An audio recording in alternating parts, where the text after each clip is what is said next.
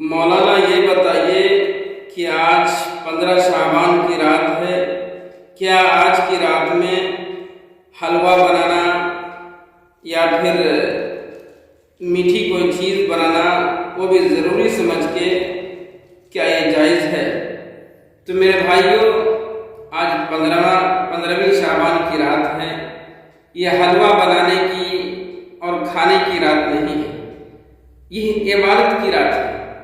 اس رات میں ہم زیادہ سے زیادہ اللہ سے مانگیں، اللہ کی عبادت کریں، نماز پڑھیں، روزے رکھیں، نفل پڑھیں، ذکر و اذکار کریں، یہ سب کام کریں، اس لیے کہ شعبان کا مہینہ ہے، یہ بہت ہی برکت والا مہینہ ہے۔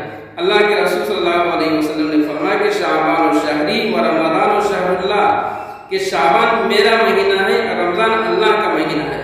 اس مہینے میں ہم اللہ کے خزانے سے جتنا زیادہ سے زیادہ ہو سکے وہ ہم لے سکتے ہیں۔ اس لیے اس رات کو کھانے پینے میں یا پھر ڈھول تماشے میں، بہت سے جگہ لوگ پٹاخے بجاتے ہیں، وہ پٹاخہ بجانے میں نہ گزاریں، بلکہ اللہ کی عبادت میں ہر وقت اللہ کے ذکر و اذکار میں اپنے آپ کو گزاریں۔ اس کا فائدہ اللہ تعالیٰ آپ کو دنیا کے اندر بھی دے گا اور آخرت کے اندر بھی اللہ تعالیٰ دے گا۔